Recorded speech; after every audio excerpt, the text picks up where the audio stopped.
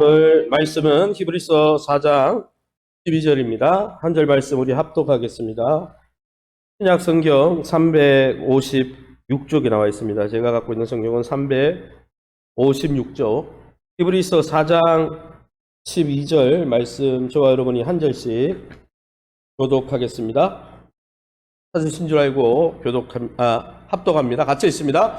하나님의 말씀은 살아있고 활력이 있어 좌우의 날선 어떤 것보다 예리하여 혼과 영과 및 관절과 골수를 찔러 쪼개기까지 하며 또 마음의 생각과 뜻을 판단하나니. 아멘. 아멘.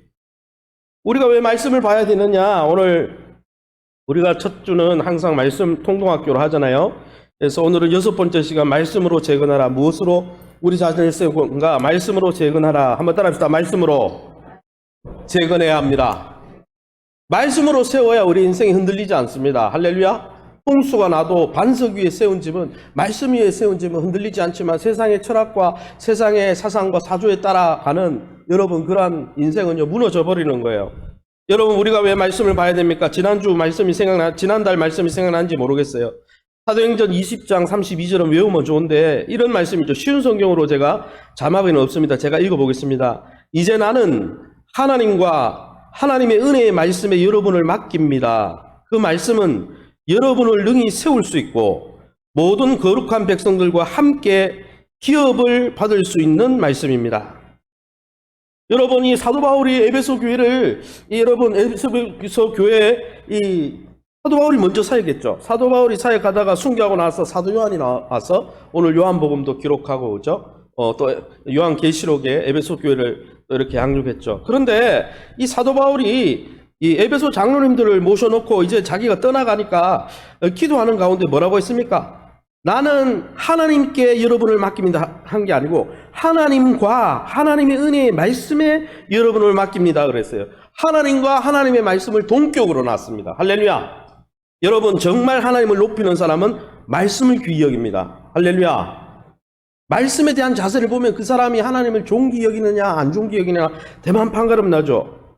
주의 말씀은 진리니이다 그러는데 주의 말씀은 진리니이다. 맨날 진린다.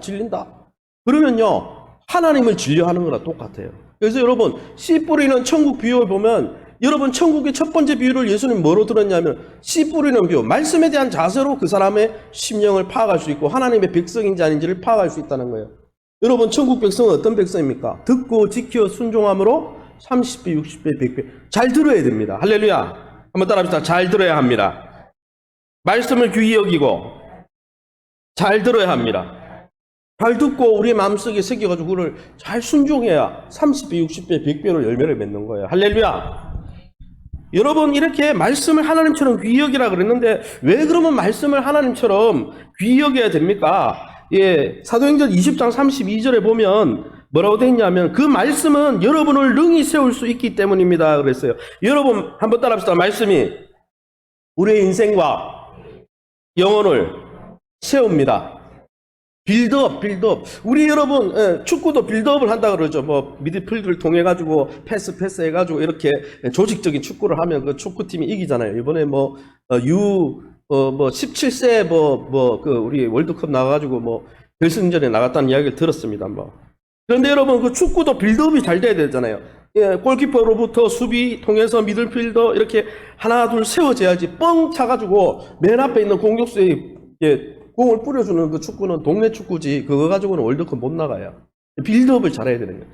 그런데 여러분 우리의 인생이 잘 빌드업 되려면 우리의 인생이 잘 세워지고 영적으로 영혼과 우리의 인생이 잘 세워지려면 말씀을 봐야 된다는 거예요. 말씀이 우리를 세운다 그랬어요. 할렐루야. 그러면 말씀이 우리를 어떻게 세울까요? 거기에 관계된 말씀이 오늘 본문이죠. 쉬운 성경으로 한번 읽어보겠습니다. 쉬운 성경 우리 같이 읽어봅니다. 시작. 하나님의 말씀은 살아있고 힘이 있습니다. 양쪽에 날이 선 칼보다 더 날카로워서 우리의 혼과 영과 관절과 골수를 쪼개며 마음속에 있는 생각과 감정까지 알아냅니다. 아멘. 여러분 하나님의 말씀이 어떻게 여러분 예. 아유, 넘겨주세요. 아까 그 본문으로. 예. 쭉 넘겨주십시오. 하나님의 말씀이 우리를 어떻게 세우느냐. 한번 따라합시다. 하나님의 말씀이 우리의 마음과 영혼을 비추어서 죄로부터 벗어나게 해줍니다. 여러분, 하나님의 말씀이 어떻게 우리를 영적으로, 말씀을 읽으면 뭐가 좋은데요? 말씀을 사모하면 뭐가 좋은데요? 왜 말씀의 사람이 되어야 됩니까? 왜 말씀으로 충만한 교회가 되어야 됩니까? 왜 성령 충만이 말씀 충만입니까? 성경에 보세요. 하나님의 말씀은 그 자체가 살아있어요. 살아있는 말씀이라고 그랬어요. 살아있는 말씀이 우리의 혼과 영과 관절과 골수와 우리의 심령과 우리의 마음의 생각까지 다 스캔한다는 거예요. 한때 유행했던 V3 프로그램은 아십니까? 제가 대학 다닐 때 V3, 그때 안철수, 그때는 정치인이 아니었어요. V3 그 개발했을 때 제일 나오는 게 바이러스 이 프로그램이요. 예? 바이러스 걸러내는 프로그램이잖아요. 이 안철수 박사가 여러분 뭐 공학 박사, 의학 박사 다 갖고 있는데 참 독특한 분이죠. 근데 이분이 우리에게 유명했던 거는 처음 우리 이제 286, 386, 저는 이제 뭐 486, 586 때 그렇게 대학을 다니게 했는데 그 대학에 이렇게 다니보면 대학에 뭡니까? 컴퓨터 같이 공유하는 그런 실습실이 있잖아요. 대학 가면. 근데 그 대학에 가보면은 아무나 뭐 넣었다 뺐다 하니까 온갖 바이러스가 다 심겨져 있는 거예요. 그런데 여러분 V3 이 프로그램을 딱 깔아놓으면요. 그걸로 먼저 딱 검색하면 저도 뭐 제 컴퓨터에 V3하고 여러 가지 디펜스 프로그램이 다 깔려 있는데 여러분 그거를 한번 싹 실행을 하면 전체 파일을 한번 싹 훑어내면 어떻게 되냐면은 그 안에 잘못된 이 프로그램을 마비시키고 컴퓨터를 파괴하는 안 좋은 바이러스나 랜섬웨어는 진짜 안 좋은 프로그램이죠. 다 날려버리잖아요. 돈을 보내라. 그러면 복구해준다 그러는데 돈 보내도 날리고 안 보내도 날리고. 그래서 여기 2018년도에 신 목사님 있을 때네요. 예, 제가 랜섬웨어 걸려가 우리 그때 교역자들 다 사무실에 있는 컴퓨터까지 홀라당 다 날아가 버렸잖아요. 그런데 여러분 거기서 막아주는 게 뭡니까? 이 V3라는 백신 프로그램이 깔려있으면은 여러분 그 컴퓨터와 프로그램을 파괴하고 마비시키는 그 바이러스나 랜섬웨어나 이런 잘못된 여러분 그런 웨어들을 쫙 스캔해가지고 딱 발견됐습니다. 주인님 어떻게 하시겠습니까? 치유하시겠습니까? 제거하시겠습니까? 보통 딱 누르면 제거가 되든지 치유가 되든지. 그런데 여러분 하나님의 말씀이 우리의 심령에 심겨지면 우리의 마음 속에 우리의 생각 속에 우리의 감정 속에 우리의 영과 혼 속에 사단이 온갖 가치관과 또 영화를 통해 세상의 여러 가지 잘못된 문화를 통해 안 좋은 가치관과 랜섬웨어를 심어놨잖아요. 그것 때문에 우리가 인생이 망가지고 무너지고 깨지고 하는데 하나님의 말씀이 매일매일 하나님의 말씀 앞에 나가면 그게 싹 스캔해가지고 말씀이 다 그걸 제거해 준다는 거예요. 예수님이 사단에게 3번 시험받을 때 무엇으로 이겼습니까?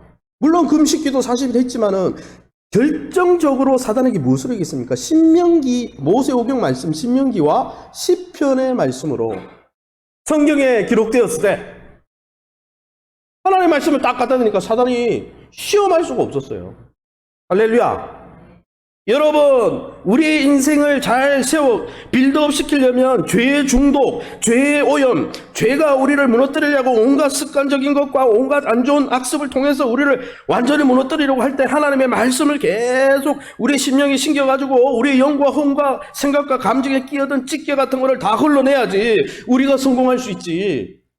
안 그러면 죄의 종로로 타는 거예요.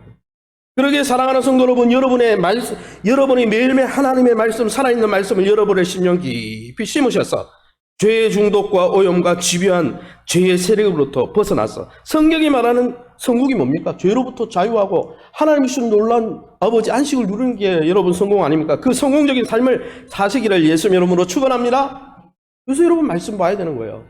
이번 달은 참 좋아요. 시험지 제출 기간도 30일인가 그래. 5째 주가 있어가지고. 그런데 여호수아는 24장밖에 없어요. 하루에 한 장씩 읽어도 24일이면 다 읽어요. 근데 제가 참 친절하게 30일까지 제출하세요. 이렇게 해놨어요. 여러분 마음만 있으면 읽을 수 있는 거예요. 자, 그러면 오늘 여호수아 계간 우리가 한번 영상으로 보도록 하겠습니다. 그 다음 장면 한번 틀어주세요. 음량 띄워주시고요. 화면 좀 불 좀 꺼주시고요.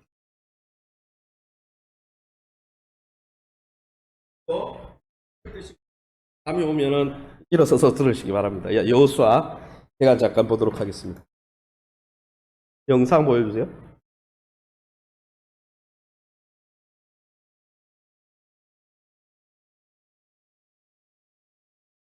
여호수아, 지금까지의 이야기를 한번 기억해 볼까요? 하나님은 아브라함을 택하셔서 그의 가족이 이스라엘 민족이 되게 하십니다. 이들은 후에 이집트의 노예가 되는데 하나님은 모세를 통해 그들을 이집트에서 구하셨죠. 그리고 그들과 시내산에서 언약 관계를 맺은 후 광야로 인도하시는데요. 이스라엘이 약속의 땅 앞에 진을 쳤을 때 모세는 그들에게 하나님의 명령에 순종하길 요구합니다. 열방에 하나님이 어떤 분이신지 보이도록 말이죠. 이 책은 모세가 죽고 이스라엘이 약속의 땅에 들어갈 준비가 된 시점에서 시작합니다. 이야기는 크게 네 부분으로 구성됩니다.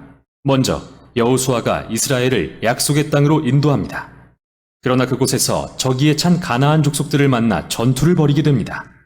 승리를 거둔 후 여호수아는 약속의 땅을 12지파에게 분배해주고 백성들에게 주는 마지막 설교로 이 책은 끝을 맺습니다. 그럼 어떻게 진행되는지 자세히 살펴보죠. 시작 부분에서 모세가 죽고 여호수아가 이스라엘의 새 지도자로 임명됩니다. 저자는 의도적으로 여호수아를 새로운 모세로 묘사하는데요. 모세가 그랬듯 그도 백성들에게 토라, 즉 하나님께 받은 시내산의 언약에 순종하길 요구합니다.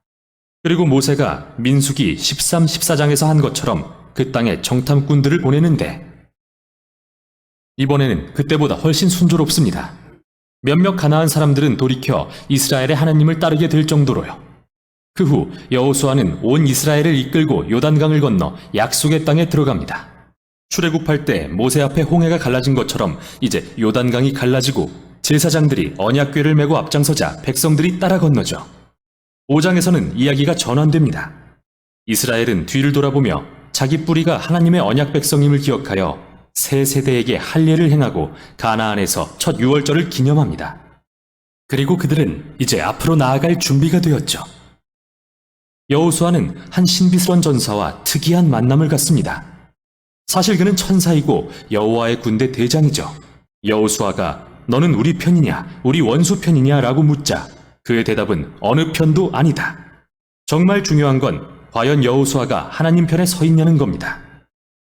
결국 이 싸움은 이스라엘 대 가나안 족속의 대결이 아니라 바로 하나님의 전쟁이라는 거죠. 이스라엘의 역할은 그분의 계획이 성취되는 것을 보거나 가끔 지원군이 되는 거고요. 다음 부분이 그겁니다. 이스라엘이 주변 가나안 족속과 겪는 온갖 전투를 볼 수 있는데 앞부분에서는 두 개의 전투가 자세히 소개되고 뒷부분에서는 수년간에 걸친 전투들을 요약한 짧은 이야기들이 이어집니다. 처음의 두 전투는 여리고와 아이성을 상대한 것인데요. 이 두 전투는 하나님의 신실하심과 이스라엘의 불순종을 대조적으로 묘사합니다. 여리고성 전투에서 이스라엘은 완전히 수동적인 자세를 취하는데, 즉 하나님의 임재를 상징하는 언약궤를 따라 소리에 맞춰 6일 동안 성 주위를 돕니다. 마치 라합이 하나님께 의지하여 돌아섰듯이 여리고 사람들도 기회가 있었지만 그들은 그러지 않았습니다. 7일째 되는 날 제사장들이 나팔을 불자 성벽이 무너져 내리고 이스라엘은 승리를 거둡니다. 이 이야기의 핵심은 하나님은 그의 백성을 구하시는 분이며 이스라엘은 오직 신뢰하며 기다리면 된다는 겁니다. 그런데 다음의 아이성 전투는 정반대의 이야기를 기록합니다. 여기 아간이라는 이스라엘 사람이 여리고성 전투에서 오직 하나님께 속한 전리품 몇 개를 훔친 뒤 거짓말을 합니다. 하나님이 이스라엘에게 하신 모든 일을 생각할 때 참 한심한 행동이죠. 그래서 이스라엘은 아이성 전투에서 참패를 당하고 마는데요. 하나님께 겸손히 회개하고 아간의 죄를 철저히 다루고 나서야 비로소 승리하게 되죠. 사실 이 두 이야기는 중요한 핵심을 알려주기 위해 함께 맨 앞에 배치되었습니다. 이스라엘이 약속의 땅을 상속받으려면 반드시 하나님의 명령을 순종하고 신뢰해야 한다는 것. 특별 대우란 없습니다. 두 번째 부분에는 기브온이라는 가나안 족속이 등장합니다. 그들은 라합처럼 돌이켜 이스라엘의 하나님을 따르기로 결정하고 이스라엘과 화친 조약을 맺죠. 다른 모든 가나안 왕들이 서로 동맹을 맺고 연합하여 이스라엘을 파괴하려 한 것과 대조되는 모습이죠. 이들과의 전투에서 이스라엘은 큰 승리를 거두게 됩니다. 그리고 나서 이 부분은 모세와 여호수아가 거둔 모든 승리를 요약하며 마무리됩니다. 여기서 잠깐 멈추겠습니다. 지금까지 나온 전쟁과 폭력의 이야기들이 거슬릴 수도 있을 것 같아서요. 만일 예수를 따르는 분이라면 예수님은 원수를 사랑하라고 하시지 않았나 라는 의문이 들 텐데요. 왜 하나님은 전쟁을 선포하시는 걸까요? 첫째, 왜 가나안 족속일까요? 이에 대한 주요 이유들은 성경의 앞부분에 나와 있습니다. 가나안 족속의 문화는 도덕적으로 극도로 타락했는데 특히 성적으로 그랬죠. 레위기 18장을 확인해 보세요. 또 자녀를 제물로 바치는 관습도 널리 퍼져 있었는데 이 내용은 신명기 12장에 나옵니다. 하나님은 이스라엘이 이런 관습의 영향을 받는 걸 원치 않으셔서 가나안 족속을 떠나게 하신 겁니다. 여기서 두 번째 의문이 듭니다. 하나님은 정말 가나안 족속을 집단 학살하라고 명령하신 걸까요? 언뜻 보기에는 이 이야기들에 나오는 표현을 보면 이스라엘이 그들을 완전히 진멸하고 호흡이 있는 것은 하나도 남기지 않은 것처럼 보입니다. 그러나 다시 살펴보면 이 구절들이 문자 그대로가 아니라 일종의 과장법이라는 걸 알게 됩니다. 가나안 족속에 대한 원래의 명령을 신명기 7장에서 보겠습니다. 이스라엘에게 먼저는 가나안 족속을 쫓아내고 다음으로 진멸하라고 하십니다. 그리고 나서 그들과 혼인하지 말며 어떠한 언약도 맺지 말라고 하십니다. 진멸한 사람과 어떻게 혼인을 하겠습니까? 즉 문자적 의미가 아니라는 겁니다. 같은 맥락이 여호수아의 이야기에도 적용되는데요. 살펴보죠. 예를 들어 여호수아 10장에는 이스라엘이 헤브론과 드빌 성읍에 한 사람도 남기지 않았다고 나오는데요. 15장을 보면 여전히 가나안 족속들이 사는 걸 알 수 있습니다. 그러니까 여호수아는 다른 고대 전투에 대한 기록처럼 서사적인 문체로 문자 그대로가 아닌 과장법을 사용한 거죠. 집단 학살이라는 단어도 여기에 적합하지 않은 이유는 하나님께 돌이킨 가나안 족속들이 있기 때문입니다. 라합이나 기브온 족속처럼요. 하나님은 그분께 돌아오는 자를 받아주십니다. 마지막으로 이 이야기들은 이스라엘 역사의 매우 특정한 순간을 기록하고 있다는 점입니다.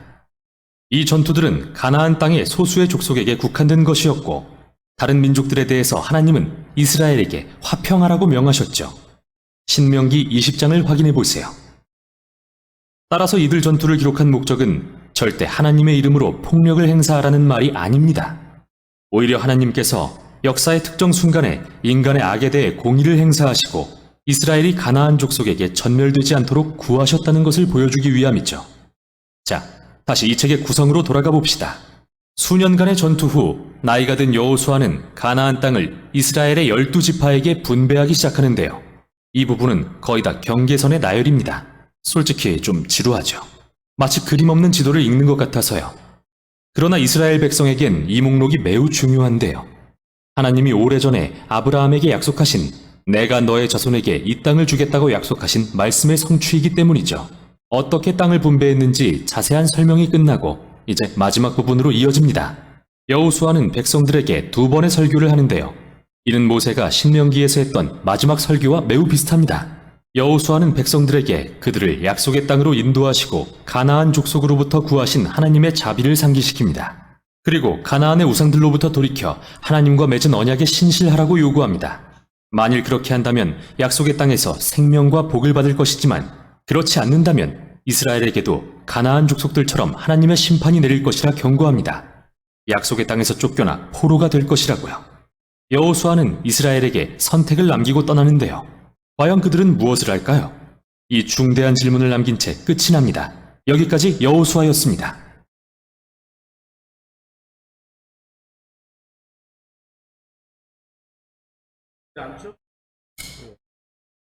옛날에 어느 유모집이 그렇더라고요. 이제 장로님들이 이제 기도를 많이 하시는데 우리 교회 장로님들 안 그렇지만은 창세기부터 요한계시록까지 기도하면서 쭉 훑으셨는데 성도들이 다 주무신 거예요. 그래가지고 언제 주무셨냐 그러니까 노아 홍수 때 다 떠내려갔다.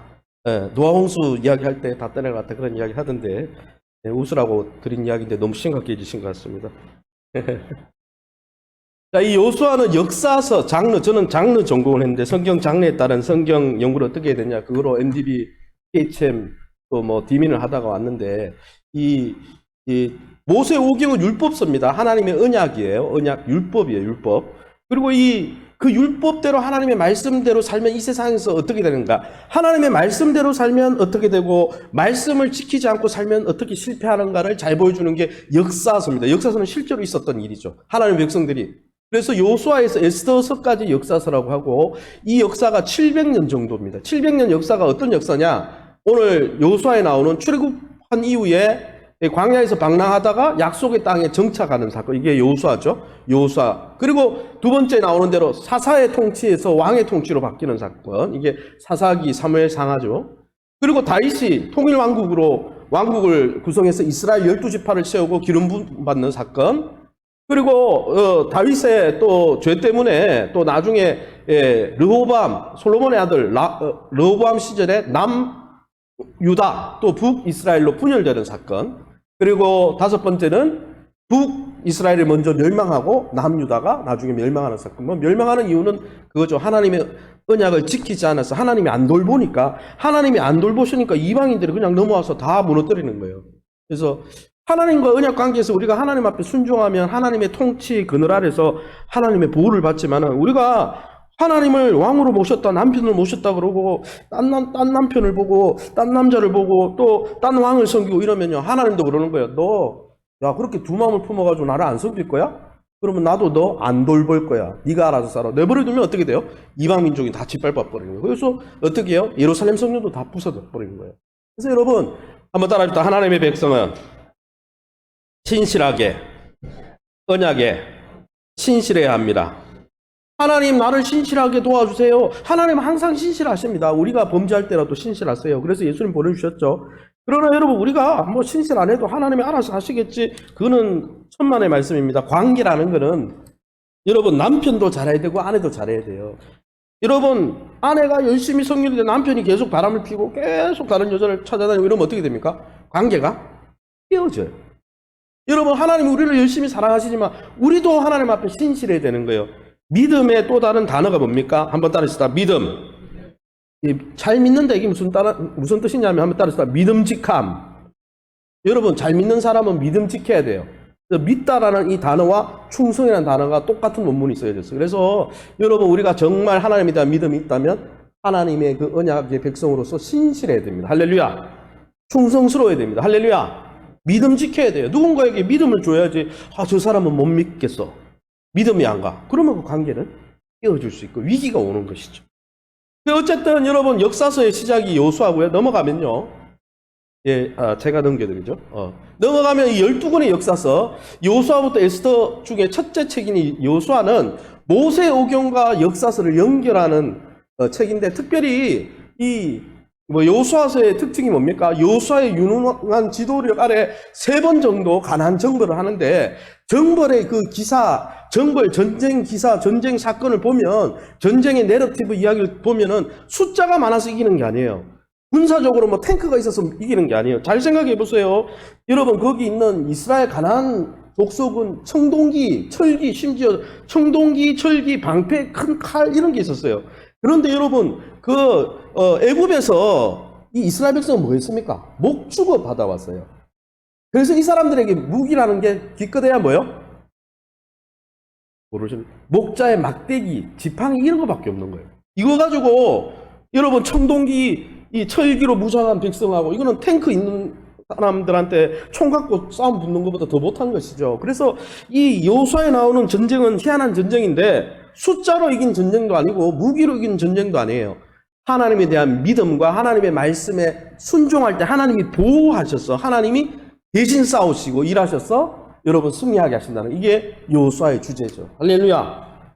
그래서 여러분 우리가 잘 기억해야 됩니다. 하나님 나라 백성으로 사는 것은 내 머리나 내가 갖고 있는 스펙이나 내가 갖고 있는 여러 가지 장비로 살아가는 게 아니고 우리의 왕으로 오셔서 우리를 통치하시고 지도하시고 인도하시고 먹이시고 돌보시는 하나님에 대한 믿음으로 승리하는 전투라는 거예요. 할렐루야. 이게 신앙이죠. 그래서 이 여호수아를 한눈에 보면 여호수아를 한눈에 보면 우선 세 부분으로 나눌 수 있는데 크게는 두 부분. 1장에서 13장 8절까지 13장 7절까지는 가나안을 정복하는 사건이고 13장 8절부터 24장까지는 가나안 정복한 땅을 나눠주는 지파별로 나눠줘서 정착시키는 사역입니다. 그걸 좀 더 세분하면 1장에서 5장까지는 가나안에 들어갈 준비를 합니다. 요단강 건너기 전에 요단강 도하 작전, 지금 러시아와 우크라이나 전쟁 강둑을 무너뜨려가지고 지금 강을 건너니 많이 헤르손 지역에 이제 우크라이나 병사들이 러시아 점령 지역으로 간이 많이 이러고 있잖아요. 이처럼 요단강 전에 요단강에 전에 이 가나안 전투를 벌이기 전에 준비하는, 요단강에서 한 달 동안 준비했습니다. 할례도 행하고 뭐 여러 가지 일들을 했죠. 그래서 그 준비하는 기간이 5장까지. 그 다음에 6장부터 13장까지는 진짜 전쟁을 벌이는 거예요. 전쟁을 벌이는데 실제로는 이게 한 달이 아니고 7년간 있었던 전쟁인데 그게 6장부터 여리고성 무너뜨리는 것부터 13장 8절까지 나옵니다. 그리고 13장 8절에서 24장까지는 8년의 역사인데 무슨 역사예요? 땅을 정복했으니까 어떻습니까? 아브라함의 후손들에게 나눠준다고 했고, 모세나 또 이 야곱의 기도에 보면 12지파에게 어떤 땅을 주겠다라고 약속했거든요. 그 땅대로 제비를 뽑아서 나누어 가지는 사건이 나오고 있습니다. 다 이게 뭡니까? 하나님이 아브라함과 모세와 그 전에 뭡니까? 믿음의 선진 요셉이나 야곱에게 하셨던 약속을 신실하게 이루었기 때문에 이 일이 일어났다는 것이죠. 그럼 여호수아 주제는 무엇인가? 이 주제가 중요하죠. 한번 따라합시다. 여호와는 구원이시다. 예, 이 여호수아라는 이 히브리어 예슈아입니다. 그래서 예수님을 예슈아 벤 판테라 이렇게 안 믿는 사람들을 부르죠. 유대인들이 지금도 안 믿는 유대인들은 예슈아 벤 판테라, 예수 사생아 이런 뜻입니다. 예수는 아버지가 없다고 하는 그렇게 놀린 거죠. 안 믿는 사람들이, 안 믿는 유대인들이 하는 건데, 이 예슈아가 히브리어로 여호수아를 히브리어로 예슈아 그런데 예슈아가 무슨 뜻이냐? 여호와 나의 구원이라는 뜻입니다. 여러분 이 여호수아서를 보세요. 누가 구원하십니까? 누가 이스라엘 백성을 구원합니까? 여호수아가 탁월해서가 아니고 하나님의 방법대로 하나님의 언약 백성을 하나님이 구원하시는 사건이 이 여호수아예요. 그래서 이 예슈아라는 이 히브리어를 헬라어로 번역하면 예수가 됩니다. 예수. 그러니까 여호수아와 예수의 이름은 똑같은 이름이에요. 그러니까 어떻게 보면 여호수아는 예수 그리스도를 상징하는 구속사적인 상징적인 모습이죠. 그래서 우리가 이 여호수아를 통해서 알 수 있는 것 하나는 한번 따라합시다. 하나님은 하나님의 언약에 신실하게 역사하신다. 그래서 하나님은 하나님의 약속에 신실하신데 이 약속을 믿고 순종하는 사람들을 지켜요, 안 지켜요? 지키죠. 그런데 하나님이 이 약속을 믿지 못하고 불신한 자들은 지키십니까? 내버려 두십니까? 실패하도록 내버려 둬요. 왜? 언약을 스스로 거부하니까 나는 당신이 내 남편이 아니에요. 당신은 내 왕이 아니에요. 내가 왕 될게요. 그래, 네 마음대로 살아봐라. 인격적인 하나님이 네가 알아서 살아라. 그게 무서운 거예요, 사실은. 야, 하나님이 나를 이렇게 멋대로 사는데 왜 나를 이렇게 가만히 내버려 주신가? 여러분, 그거 어쩌면 영적 유기일 수도 있어요. 내버려 두시는 거예요. 그게 가장 무서운 거예요. 그래서 여러분, 영적으로 고문관이 되면 안 돼요. 군에 가면 고문관이 있죠. 고문관이 뭡니까? 맞아야 정신 차리는 사람들이 있어요. 평소에 그냥 이야기하면 요나처럼 맞아야 정신 차려가지고 막 니누에 가가지고 준다고 이러면 안 되는 거예요. 그냥 알아서 따라합시다. 알아서 잘 순종하면 더 큰 복을 누립니다. 그래서 여러분, 언약에 신실한 하나님이 하나님의 백성은 그 언약을 신실하게 순종하고 믿어야 된다는 것이죠. 특별히 그것이 나오고 여호수아는 여러분 모세의 교훈, 모세가 준 율법을 아주 귀중하게 여겼습니다. 그래서 신앙이 특출난 사람들의 특징은 뭔지 아세요? 하나님의 말씀을 귀히 여기는 거예요. 할렐루야. 그래서 여호수아 1장에 보면은 좌로나 우로나 치우치지 말고 뭡니까? 모세가 유언하잖아요. 이 말씀을 지키고 말씀에 순종하면 형통한다 그랬잖아요. 그죠? 형통의 비결이죠. 그뿐 아니라 여러분 하나님은 언약에 신실한 분이라는 거예요. 그다가 여호수아가 이야기해 주는 것은 하나님의 백성으로 구성된 하나님의 나라, 하나님이 왕이 되어서 통치한 하나님의 나라는 어떻게 국정을 수행하는가. 세상의 나라는요 여러 가지 방법으로 국정을 수행합니다. 그런데 하나님 나라는 어떻게 수행하는가 뭐 나오겠지만 하나님 나라 백성은 하나님 나라를 어떻게 국정을 수행해 가야 되는가. 하나님이 왕이기 때문에 그 왕의 통치를 믿고 의지하고 신뢰하고 내 힘을 빼고 하나님을 온전히 의지하면 하나님이 다 알아서 하신다는 거예요. 굉장히 심플한 원리예요. 그런데 그걸 못한다는 거예요, 사람들이. 그죠?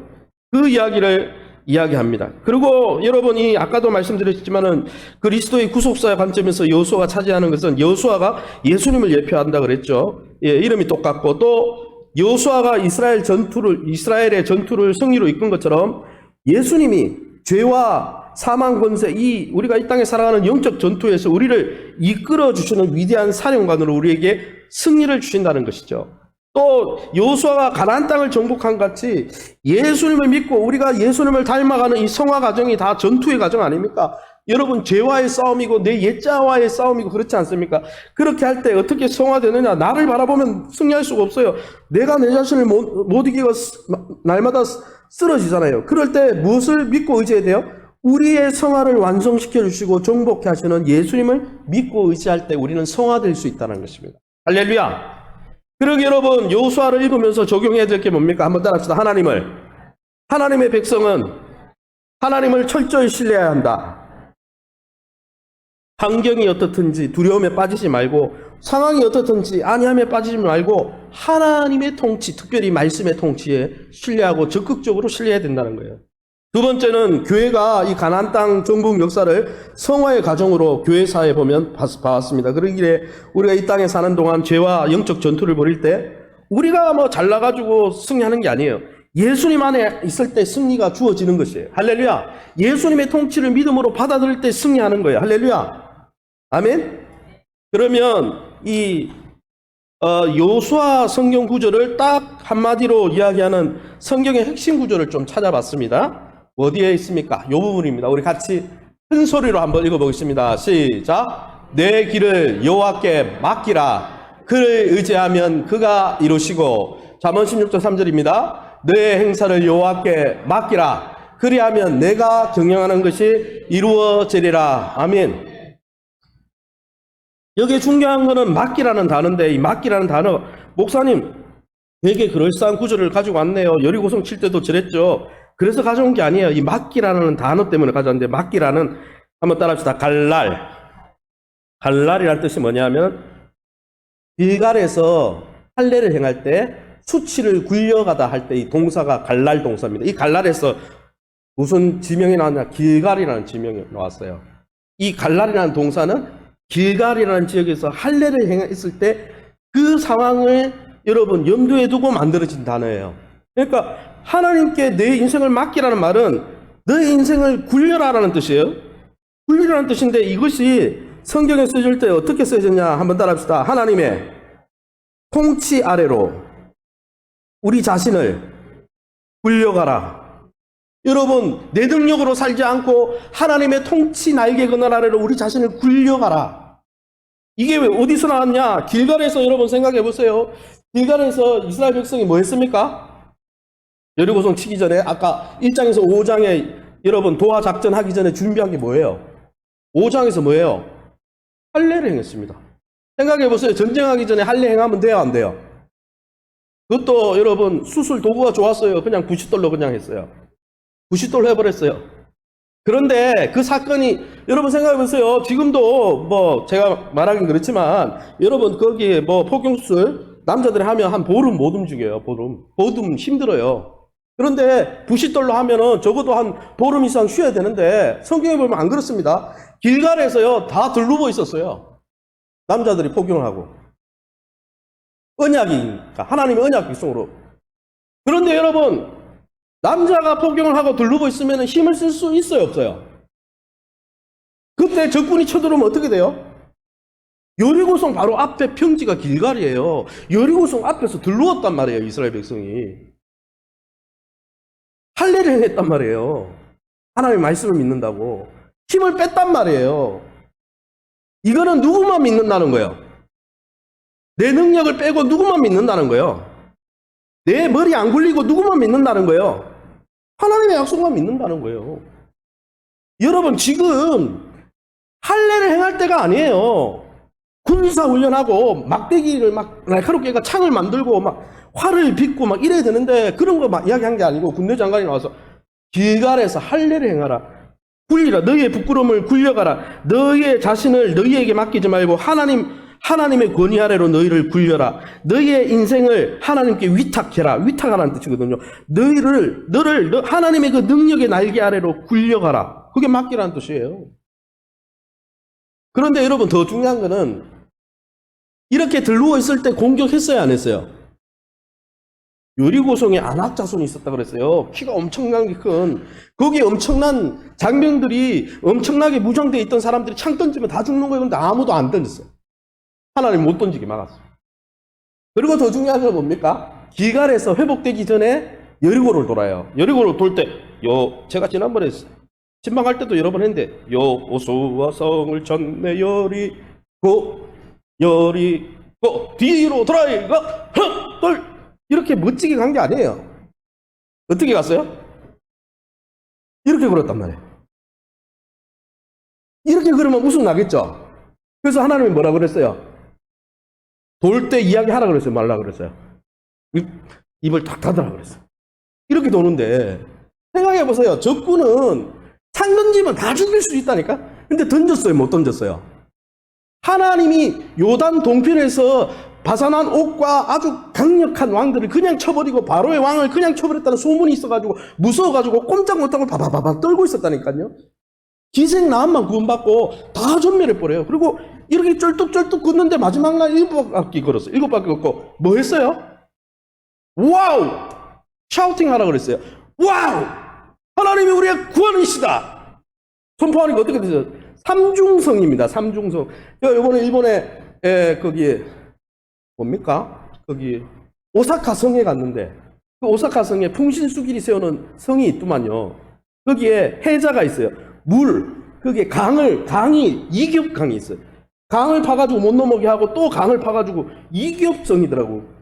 그런데 여러분, 여리고성에는 삼겹 해자가 있고 삼겹으로 둘러져 있었다고 고고학자들이 이야기하고 있습니다. 왜 무너졌습니까? 여호수아의 전략 때문에요. 이스라엘 백성의 병기 때문에요. 이스라엘 백성은 우스꽝스러웠어요. 자기들도 지나가면서 웃었을 거예요. 그러니까 아무 소리 하지 말라 그랬죠. 좀 이 장면을 보면 우스웠어요. 진짜 힘을 쓸 수가 없어. 그냥 이러고 있는데 하나님의 능력만 의지하고 하나님의 날개 그늘 아래 자신을 굴려가고 있는데 여호와께 맡기고 있는데 하나님이 일하시니까 삼중성도 그냥 무너지는데 나중에 아이성은 그거보다 엄청 작은 성인데 머리 쓰고 범죄하고 하나님의 통치를 받지 않고 하나님 의지하지 않고 머리 쓰고 불순종하다 어떻게 됩니까? 36명이나 다 죽어버려요. 이스라엘 백성이 죽고 실패해요. 이걸 통해서 우리에게 보여주는 게 뭡니까? 하나님 나라는 우리의 능력과 힘과 스펙으로 살아가는 나라가 아니고 누구의 능력과 누구의 지혜로? 하나님의 능력과 지혜로 살아가는데 길갈에서 할례를 행하고 전쟁에 참여한 것처럼 우리의 인생의 힘과 능력을 다 빼고 하나님만 바라볼 때 하나님 나라의 복을 누릴 수가 있다라는 거예요. 아니 목사님 그래도 여러분 보험 하나 들어놔야 되겠죠. 하나님 혹시 역사 안 하면 혹시 안 되잖아요. 내가 20%는 내 능력으로 하고 80 그런 거 없어요. 그거는 의지 안 하는 거예요. 그러면 실패하는 거예요. 하나님을 전폭적으로 믿으면 하나님이 일하신다는 거예요. 할렐루야. 저와 여러분이 성화가 안 되고 있습니까? 여러분 내 예자가 여전히 습관적으로 넘어지고 실패하고 있습니까? 우리의 능력과 우리의 여러분 연습과 우리의 훈련으로 되는 게 아니에요. 온전히 예수 그리스도 앞에 그 문제를 내려놓고 여호수아 대신 예수 그리스도 앞에 내어놓고 하나님의 능력에 맡길 때 우리의 성화도 성령이 역사하셔서 이루어지고 우리의 변하지 않을 것 같은 우리의 가정의 문제도 하나님이 역사하셔서 여러분 변화시켜 주시고 우리의 자녀의 해결되지 않은 그 문제도 하나님이 만져주시면 이루어주시고 그래서 내 길을 여호와께 맡기라. 너의 능력 내려놔. 너의 능력을 빼. 할례를 행했잖아. 아무 힘도 없잖아. 그냥 하나님의 능력에 맡겨. 그러면 누가 이루어요? 그를 의지하면 그가 이루시고 너의 행사를 여호와께 맡기라. 내 인생 맡겨봐. 네가 생각하는 것 하나님이 이루실 거야. 이게 여러분 여호수아의 주제라는 거예요. 저와 여러분은 하나님의 백성의 방식으로 살고 있습니까? 우리가 실패하는 이유는 하나님이 안 계셔도 아니고 하나님이 우리를 싫어해서도 아니에요. 하나님의 방법대로 하나님을 높이지 않기 때문에 순간순간 떠오르는 내 스펙과 내가 가진 것으로 하나님을 대체하려고 하니까 하나님 그러면 네가 살아봐라. 내버려두면 그냥 짓밟히는 거예요. 하나님이 안 돌보면.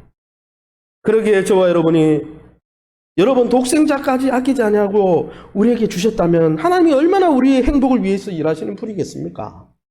하나님을 믿고 의지하면서 때로는 난곡불락 같은 여리고성이 있다 할지라도 하나님이 너 힘 빼, 너 할례를 행해, 너 있는 무기 다 내려놔. 내가 이야기하는 방법대로 우스꽝스럽지만 셔랍 입을 닫고 내가 하는 대로 순종만 해. 그러면 내가 역사할 거야. 그 하나님의 방법과 하나님의 그 계획을 신뢰함으로 믿고 맡김으로 하나님 앞에 주시는 승리를 경험하시기를 예수 이름으로 축원합니다. 그래서 괴간을 잠깐만 보고 마치겠습니다. 우리가 기도하고 마치겠습니다. 그래서 거기 1장에, 예, 그림 다 넘어가네요.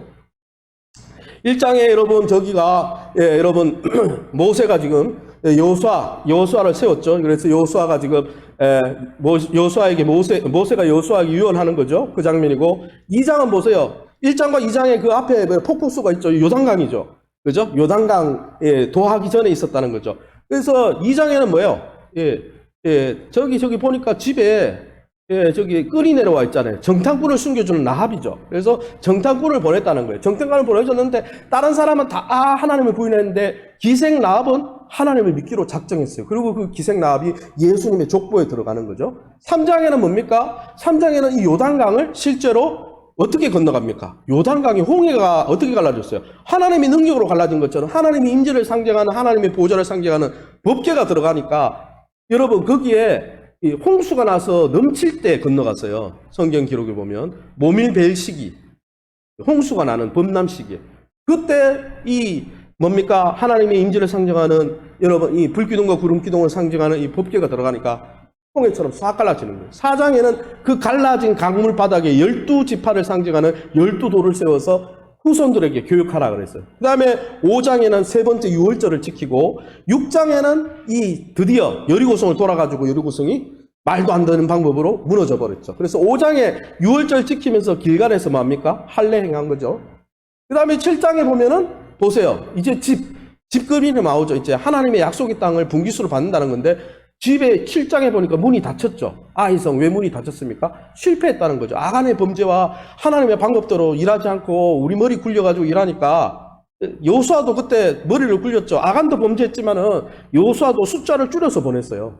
기도하지도 않고 평소에는 기도하고 할례 행하고 하나님 앞에 정결을 행하고 이랬는데 전쟁하기 전에 7장에서는 이 6장에서 여리고 승리가 너무 크다 보니까 야, 뭐 저런 성정도야 우리가 요 정도만 가도 되겠지. 그러고 조금 보냈다가 그냥 그대로 망합니다.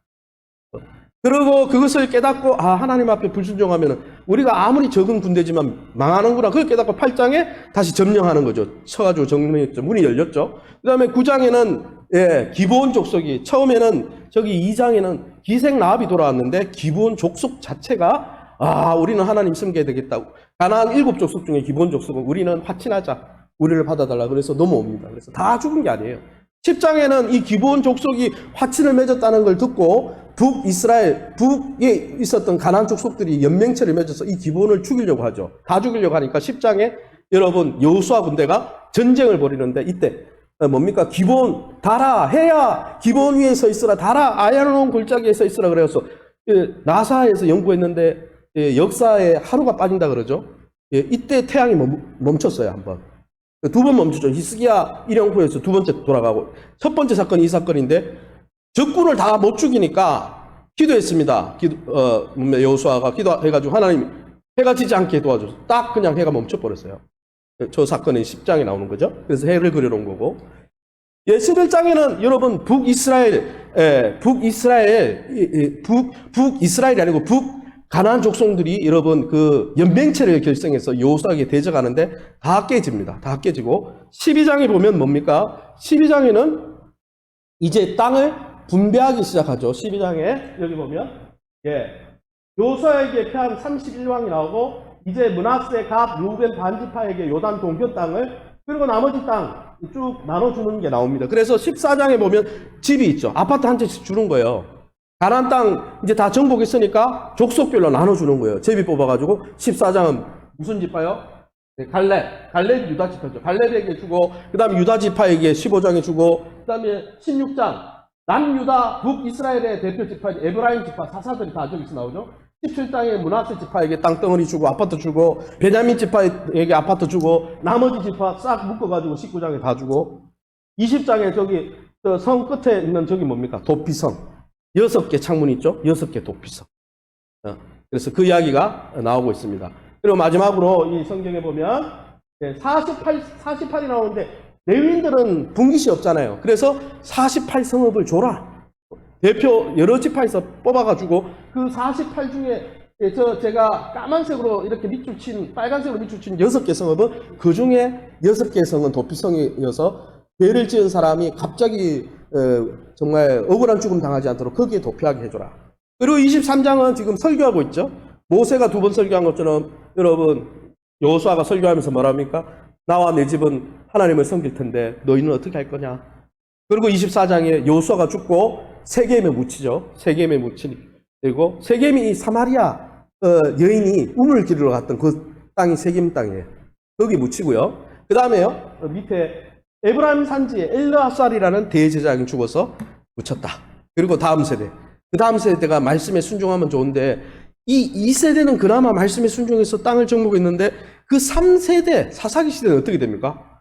땅을 다 정복했는데 이민족한테 계속 발려요. 계속 이민족이 침략을 받는 이유가 뭡니까? 하나님을 왕으로 모시지 않고 하나님의 언약을 깨버리니까 하나님이 돌보시지 않더라. 가나안 땅에 있느냐, 예루살렘에서 예배하느냐, 사마리아의 성에서 예배하는 것보다 더 중요한 것은 하나님을 왕으로 모셨느냐가 더 중요하다는 거예요. 가나안 땅에 있어도 하나님을 모시지 않으면 짓밟혀요, 안 짓밟혀요? 짓밟히지만 광야에 살아도 하나님을 왕으로 모시면 만나면 칠흑을 먹어요, 안 먹어요? 먹는다는 거죠. 그러니까 여러분, 환경보다 더 중요한 것은 하나님을 왕으로 섬길 건가 말 건가. 그 이야기를 여호수아가 이야기해 주고 있는 것이죠. 자, 그러면 이 시간에 우리 합심해서 한번 기도합니다. 첫 번째 기도할 것은 이번 한 달 여호수아 말씀 묵상하면서 하나님의 역사, 하나님의 약속과 성품에 대한 신실한 믿음, 우리도 믿음직하게 도와주옵소서. 이랬다 저랬다 하는 믿음이 아니라 믿음은 충성함이라는 단어와 똑같다 그랬어요.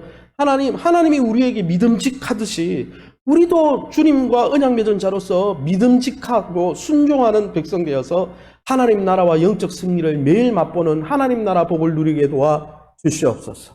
특별히 성품을 위해서 기도할 때 주님과의 교제 속에서 충성, 믿음직한 신실한 믿음을 주시고 순종, 하나님의 뜻이라면 내 이론에 맞느냐 내 경험에 맞느냐 다 내려놓고 즉시 기쁘게. 여러분 길갈에서 할례 행하는 것은 합리적인 행동이 아니에요. 하나님의 방법은 때로 그래요. 그러나 즉시 기쁘게 순종하니까 여리고성이 떨어졌잖아요. 하나님, 우리가 충성과 순종의 열매를 거두어드리는 이번 한 달 되게 해달라고 우리 합심해서 동성으로 기도합니다. 주여 하나님 아버지 은혜 감사합니다. 오늘 여호수아 기간을 통해서 하나님 나라는 어떻게 운영되는가, 구원받은 하나님의 백성은 어떻게 살아야 되는가 알게 해주시니 감사합니다. 예수 그리스도를 일찍이 영접하게 하시고 많은 복음 전하는 자들로 하여금 하나님 예수 믿게 해주시고 감사합니다. 그럼에도 불구하고 하나님 나라의 복, 하나님이 인도하시고 보호하시고 축복하시는 것은 놀라운 복을 못하는 것은 하나님이 안 계셔도 하나님이 우리를 신뢰해서가 아니라 하나님의 언약과 하나님의 신실한 성품에 대해서 우리가 신뢰하지 못하고 우리의 인생에 우리의 아버지 노력과 의지와 우리의 선택과 인생의 도와로 우리 인생을 살아보고자 하다가 하나님과의 속에서 승리한 여호수아처럼 실패해서 죽었던 여호수아처럼 하나님 아버지 그러한 우리의 모습이었음을 고백합니다. 하나님 우리가 하나님 길갈의 믿음을 회복하게 도와주옵소서.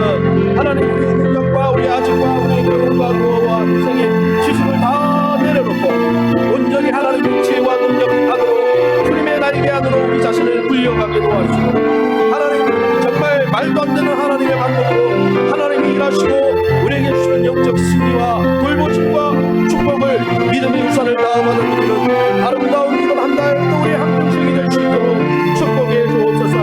하나님 성령의 열매를 부어주옵소서. 충성의 열매를 부어주옵소서. 충성은 믿음직함이라 했습니다.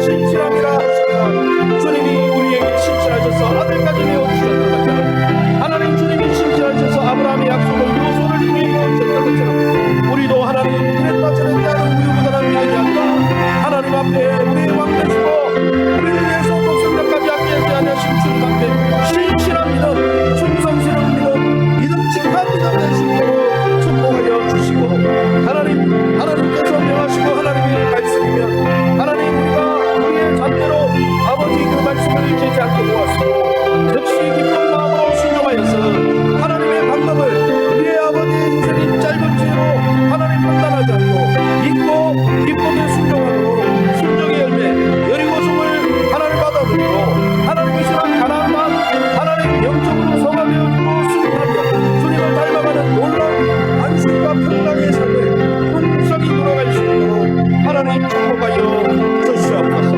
하나님 인도하여 주시옵소서. 모든 영광 하나님께 돌려드리며 이름으로 기도합니다. 아멘.